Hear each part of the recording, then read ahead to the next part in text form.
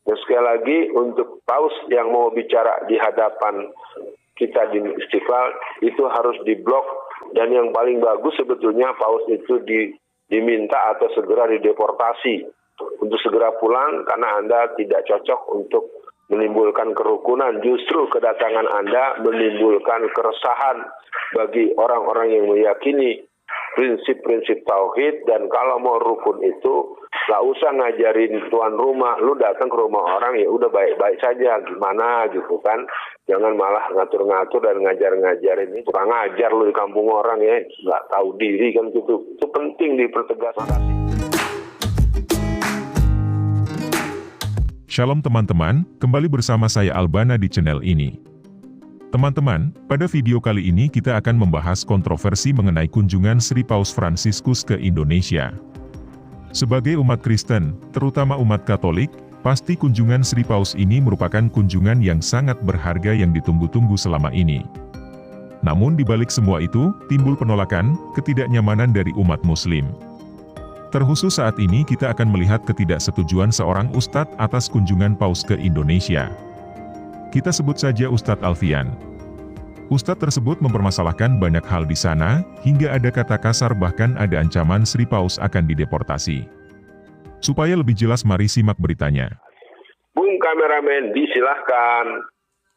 Baik, Bu Alfian, langsung saja. Ini lagi ramai kan tentang perubahan azan maghrib yang biasanya dimunculkan itu diminta untuk berubah jadi running text saja. Nah, ini diberitakan oleh Liputan 6, Bung Alfian. Nah, Bu Alfian, sebelumnya juga ada beritanya itu muncul kalau nggak salah di Kumparan, tapi sekarang sudah hilang. Nah, ini nggak tahu nih, Bu Alfian, apakah dia ketakutan apa gimana. Tapi saya coba bacakan dari Liputan 6. Pemerintah imbau azan maghrib di TV diganti running text saat Paus Fransiskus pimpin misa. Nah, ini langsung saja kita bacakan. Beredar surat permohonan dari Kementerian Komunikasi dan Informasi Kominfo perihal penayangan azan salat maghrib di televisi. Untuk sementara diberlakukan secara running text lantaran bersamaan dengan ibadah misa yang dipimpin Paus Fransiskus di GBK Senayan. Liputan 6 mencoba mengkonfirmasi surat permohonan tersebut ke Budi Ari. Namun Budi Ari hanya membalas pesan teks dengan meneruskan dokumen surat dari Kementerian Agama, Bu Alfian, perihal penayangan azan maghrib secara running text di televisi saat prosesi misa. Adapun surat isi permohonan yang dikeluarkan Kominfo sebagai berikut. Menindaklanjuti surat Direktur Jenderal Bimbingan Islam dan Direktur Jenderal Bimbingan Masyarakat Katolik dan Kementerian Agama nomor sekian-sekian hal permohonan penyiaran azan maghrib dan misa bersama Paus Fransiskus sebagai kopi surat ya. Bersama ini kami sampaikan hal sebagai berikut. Yang pertama, agar misa yang dipimpin oleh Paus Fransiskus pada 5 September 2024 jam 17 sampai 19 disiarkan secara langsung dengan tidak terputus pada seluruh televisi nasional. 2. Sementara itu di antara 17 sampai 19 azan maghrib juga disiarkan. 3. Sehubung dengan hal tersebut, mohon kiranya penyiaran azan dapat dilakukan dengan running text. Dengan demikian disampaikan atas perhatian dan kerjasamanya diucapkan terima kasih. Sementara itu isi dokumen yang dibagikan Kominfo Budi Ari dari Kemenak sebagai berikut. Ya sebenarnya sama isinya, Bung Alfian. Jadi karena jam 17 sampai 19 itu ada misa, mereka minta azannya dibentuk running text. Silakan untuk respon awal ya, Bung Alfian. Respon awalnya ada 3. Dulu gonggongan anjing, sekarang running text. Itu yang pertama. Yang kedua, Anda ini Menteri Agamanya umat Islam atau Menteri Agamanya faksi Vatikan? Kelihatannya ini jadi serius ya. Saya ingin mengatakan kepada pemirsa, ini adalah pandangan awal saya. Dan yang ketiga, mestinya mereka yang menyesuaikan dengan kita yang 90% Muslim. Mau datang ke rumah orang, tuan rumah yang diatur-atur. Ini berarti Menteri Agamanya ini perlu diduga, patut diduga dia adalah bagian daripada misi daripada kedatangan Paus itu. Harusnya dia katakan, Paus, Anda datang ke negeri kami. Negeri kami mayoritas Islam. Boleh menyesuaikan. Kalau ada ya sekalian saja nanti mulai misa 7:30. Kenapa mesti dari sore? Selesai semua urusan, selesai azan segala macam. Enak aja masuk ke rumah orang atau ngatur tuan rumah gitu ya. Ini saya lagi, ini tentu komplain utamanya ya kepada Budi Ari juga, kenapa nggak mempertanyakan itu? Nanti gimana Pak kalau kenapa-napa kena saya gitu kan? Sekali lagi baik Budi Ari maupun Menteri Agama ya, mereka kan teman-teman semua yang masuk pada barisan orang-orang yang boleh dibilang tidak kompromi dengan syiar Islam, apalagi dakwah dan jihad. Itu respon awal. Ya, Bung Alfian, ini kan betul Bung Alfian sampaikan, harusnya tamu itu menghormati, dan juga harusnya kan kalau kita baca tadi kan Bung Alfian, ternyata ini tuh dari suratnya ini, permohonan ini dari Direktur Jenderal Bimbingan Islam dan Direktur Jenderal Bimbingan Masyarakat Katolik dan juga Kementerian Agama. Nah, berarti kan mereka sebelum ini ngobrol dulu tuh Bung Alfian, ya kan? Nah, berarti kan orang Katolik di Indonesia berarti kurang ajar juga nih. Harusnya kan tamu menyesuaikan, yang benar kata Bung Alfian. Nah Bung Alfian, ini kan artinya ada misi kristenisasi yang sangat jelas nih Bung Alfian. Yang unik, kalau Bung Alfian baca berita, jadi ada satu agenda Paus itu ingin datang ke Istiqlal, ingin mempromosikan kerukunan agama. Ini menurut saya kurang ajar Bung Alfian. Seolah terbangun kesan umat Islam lah yang sering membuat kerusuhan antar umat beragama. Harusnya datang tuh ke katedral. Kan yang menghina agama Islam itu Ahok, yang merusak kerukunan beragama itu orang Kristen. Kenapa datangnya ke Istiqlal untuk promosi kerukunan agama? Ini gimana Bung Alfian? Ya, yang jelas buat semua pemirsa, hari ini saya hanya ingin mengingatkan kita, apakah kita sudah kehilangan ruhul iman, ruhul tauhid, dan nilai sensitivitas kita sebagai orang-orang yang memiliki ghirah. Nah, kalau ada pertanyaan, apalagi ada pernyataan tertentu kan, yang namanya Bimas Katolik kan mesti konsultasi dengan Menteri Agama dong. Dia kan bagian dari situ. Jadi Menteri Agama ini terus terang menurut hemat saya pesankan kepada pemerintah yang akan datang, pastikan Menteri Agamanya bukan dia lagi orang itu satu. Itu penting saya sampaikan. Nah, yang lain-lainnya yang berhubungan dengan keinginan si Paus itu ngajarin kerukunan, kita ini udah terlatih kerukunan beragama. Justru Anda yang harus datang ke Manokwari, datang ke pusat-pusat Kristen. Kenapa dulu orang lagi sholat dibubarin? Anda kasih tahu, datangin mereka, lu jangan ganggu orang Islam di sini, negeri mayoritas Muslim. Sekali lagi, ini memang kita agak terganjal Bung Kameramen dan pemirsa, dengan adanya pernyataan teman-teman dari pemuda Ansor dan pemuda Muhammadiyah, si Zulfikar dan teman-temannya itu. Sekali lagi inilah sebagai satu tanda bahwa sesungguhnya mereka itu datang dengan membuat prakondisi yang membuat kita tidak bulat untuk merespon mereka, dan tentu pimpinan pusat Muhammadiyah mohon agar bisa memanggil Zulfikar, dan kalau memungkinkan Zulfikar itu dihentikan dalam posisi permanen. Nah, yang kedua adalah urusan ini harus menjadi respon secara kolektif. Jadi si Paus itu kasih tahu, lu urus aja agama lu, lakum dinukum waliyadin. Gak usah pakai, dan pengurus Masjid Istiqlal juga kalau mau bertamu ya udah mungkin destinasi aja lah, senyum-senyum, foto-foto di teras gitu.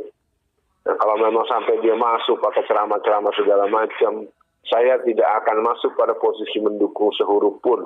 Kata kuncinya, Paus itu adalah pemimpin Katolik seluruh dunia. Silakan saja.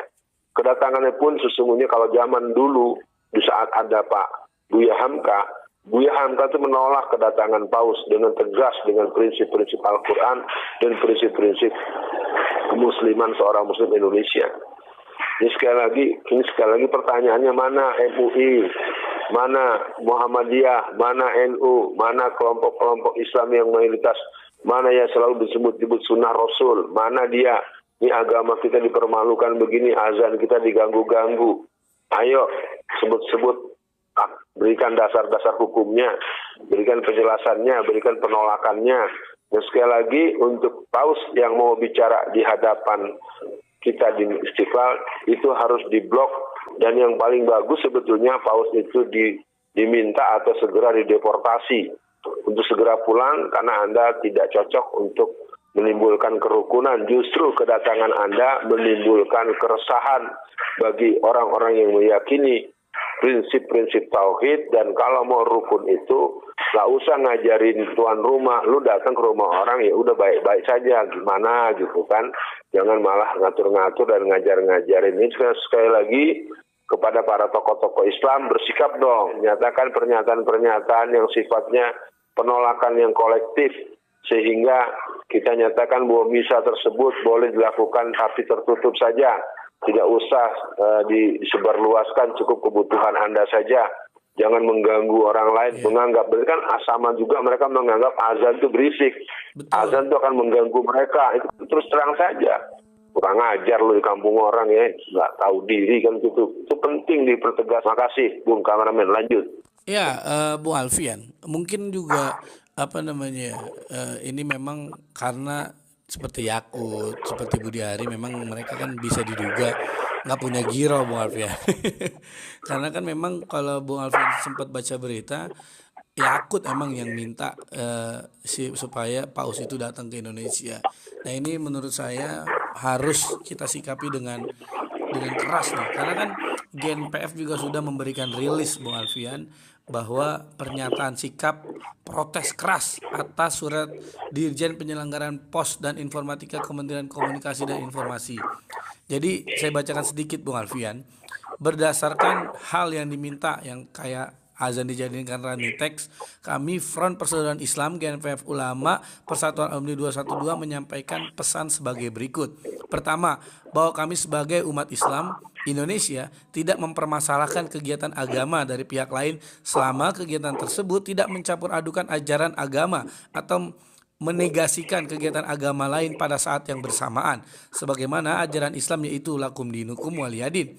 Kedua, surat dari PPI di atas secara substansi adalah merupakan bentuk penegasian terhadap azan maghrib yang sudah lazim terjadi sejak puluhan tahun lalu dan pada siaran televisi dan radio nasional. Dengan adanya surat tersebut justru mengganggu keberagaman dan toleransi yang sudah terjalin sejak lama di NKRI ini. Ketiga, surat Ditjen PPI tersebut membuktikan bahwa rezim saat ini sudah terjangkit virus Islamofobia dan intoleran terhadap keberadaan azan maghrib dan ajaran Islam. Keempat, azan adalah merupakan suara yang dikumandangkan, bukan merupakan bentuk pengumuman dalam bentuk tulisan. Betul juga sih. Sehingga dengan surat dari Ditjen PPI Kominfo tersebut berarti sudah mengganti syariat azan dan dari suara menjadi pengumuman dalam bentuk tulisan. Mengubah syariat Islam apalagi dilakukan oleh orang dari kalangan di luar Islam adalah merupakan bentuk penghinaan dan penistaan terhadap syariat Islam. Berdasarkan hal tersebut di atas, maka kami pertama memprotes keras surat dan sikap dari Kemenkominfo yang memerintahkan kepada seluruh lembaga penyiaran untuk mengganti azan menjadi pengumuman berupa running text. Kedua, mendesak dengan segera agar Ditjen PPI Kemenkominfo segera mencabut surat tersebut dalam waktu 1x24 jam. Meminta dengan hormat kepada seluruh lembaga penyiaran radio televisi nasional untuk tidak mematuhi isi surat Ditjen PPI tersebut. Keempat, meminta umat Islam untuk menyiagakan diri dan meningkatkan kewaspadaan diri serangan doktrin dari ajaran sesat oleh pihak anti-Islam yang ingin menghapus syariat Islam secara halus dan terselubung, baik oleh pihak dan ada dalam tubuh rezim maupun agen-agen propagandanya. Untuk akhir sesi kali ini, bagaimana Bu Alfian jika televisi ternyata sudah, atau bagaimana akhirnya jika televisi nanti merubah azan menjadi teks semua, Bu Alfian? Untuk closingnya silakan, Bu Alfian. Ya, pernyataan sikap itu menurut saya masih sangat lunak ya. Sekali lagi mungkin harus diadakan pembahasan dan pembicaraan mendalam, karena memang umat Islam ini mengalami serangan yang bertubi-tubi oleh kelompok sekuler, oleh kelompok moderasi, oleh kelompok-kelompok yang memang pencari remah-remah dunia yang dibuat oleh kelompok-kelompok Zionis itu. Nah, sebagai pernyataan penutup, ya saya tetap ingin mengatakan yang jadi persoalannya adalah si Yakut itu pakai ngundang-ngundang segala, apa perlunya ngundang orang ke sini? Ya udah nggak relevan lah. Saya pikir pengundangan itu saja merupakan sebuah catatan hitam, catatan merah, catatan silang untuk pengundangan terhadap orang itu. Yang kedua, kaum muslimin harus menghitung sudah kalau kita inventaris sudah berapa ribu halaman kelakuan orang-orang kafir, orang-orang ateis, orang-orang yang melukai Islam. Sejak yang terdekat saja, pelepasan 18 jilbab anak-anak yang paskibra. Itu pun kalau nggak dikomplain dengan keras mungkin tetap lepas. Yang kedua, berjilbab di rumah sakit Medistra. Itu pun baru yang kita dengar, yang kita tahu. Kita belum dengar yang tahu di mana perusahaan-perusahaan lain, terutama yang dikelola oleh pemerintah Korea Selatan. Itu hampir di seluruh Indonesia, perusahaan-perusahaan Korea itu sangat terang-terangan memberikan kebijakan-kebijakan yang kalau kita perhatikan dan kita buktikan sangat memberatkan untuk membuat mudahnya orang untuk beribadah menurut keyakinan masing-masing, terutama mayoritas Islam. Yang terakhir, mari seluruh masyarakat Indonesia, kaum muslimin di Indonesia dan seluruh dunia untuk melakukan penggencaran dakwah amar ma'ruf nahi mungkar secara terstruktur, sistematis dan masif. Karena sesungguhnya orang-orang kafir itu mereka tidak suka kepada kita sampai kita mengikuti apa yang mereka mau.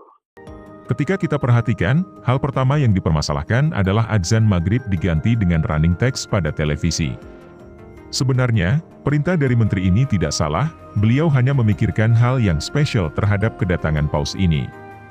Sebenarnya tindakan Menteri Agama ini mau mengarahkan setiap umat beragama untuk saling toleransi dengan hal-hal semacam ini. Yang kedua adalah paus dianggap tidak tahu diri. Paus diklaim seenaknya mengatur umat muslim di Indonesia, dianggap seenaknya melakukan misa akbar di GBK.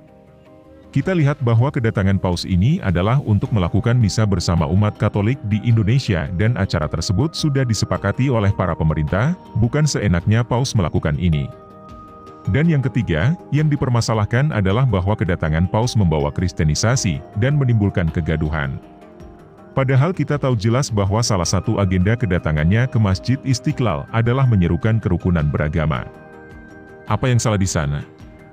Albana kira tidak ada masalah di sana. Teman-teman, kesimpulan yang perlu kita lihat di sana adalah umat muslim adalah umat yang tidak bisa diajak untuk bersama mengusahakan kerukunan beragama. Buktinya adalah mereka menolak seruan paus mengenai kerukunan beragama. Kesimpulan kedua adalah jelas bahwa umat muslim adalah kaum intoleran. Terbukti ada ketidakterbukaan terhadap acara umat Kristen ini. Oke teman-teman, demikian video kita kali ini. Bagaimana tanggapan teman-teman? Silahkan tulis di kolom komentar. Oke teman-teman, jangan lupa jaga hubungan yang baik dengan Tuhan dan menjadi berkat bagi orang lain. Tuhan Yesus memberkati, salam Trinity.